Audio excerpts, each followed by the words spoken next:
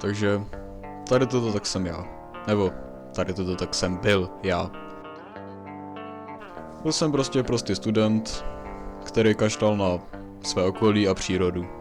A vyhazoval odpadky tam, kde neměl.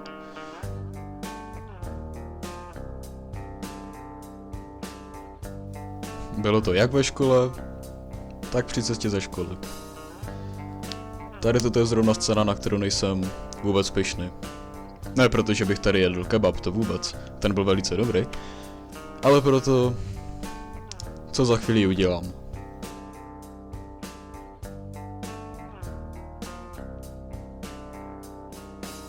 Vyhodím alobal do skla. Ach jo.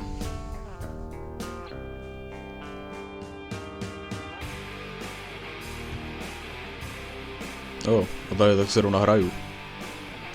A přitom tak si papkám tyčinky. Ale to hraní mi opravdu jde.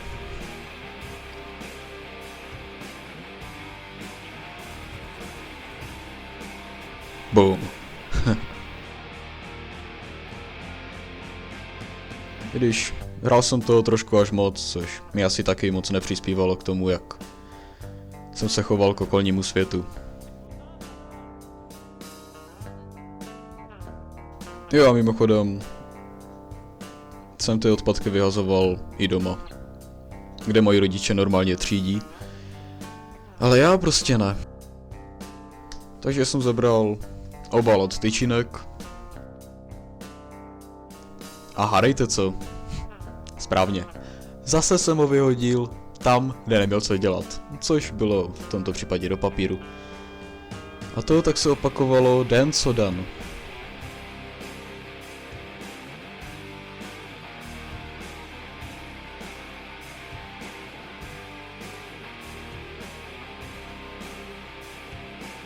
A jediné, co jsem prakticky každý den dělal, tak bylo to, že jsem byl u počítače, nebo v kuchyni, nebo jsem vyhazoval odpadky tam, kde neměli co dělat. Bohužel. Takže jsem pokračoval pak ve své normální aktivitě.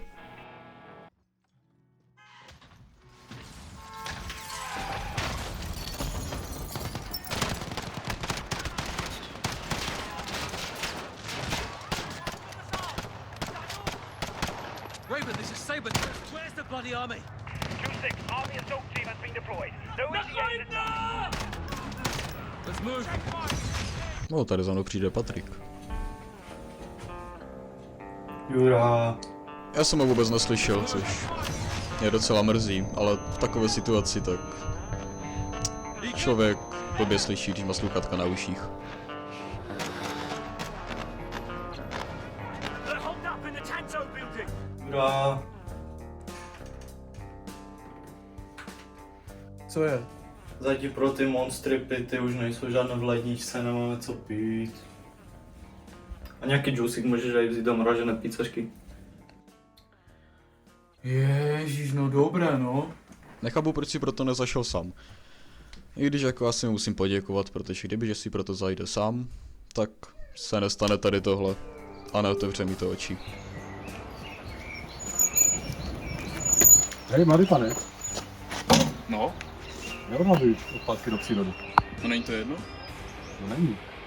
Kvůli takovým lidem, jako si to zvírají zvířata. O čem to ten dědek mluví? Jsem to bude nějaká cepovina.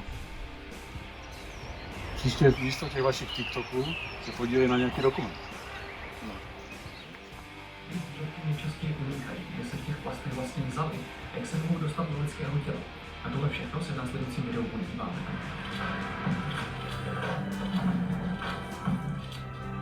Množství plastů vyrobené na světě od roku 1950 je zhruba 10 miliard tun.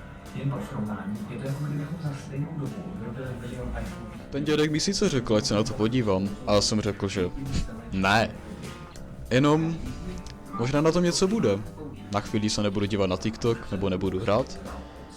A zkusím se aspoň trošku nějak vzdělat. A zjistit, co se okolo mě vůbec děje.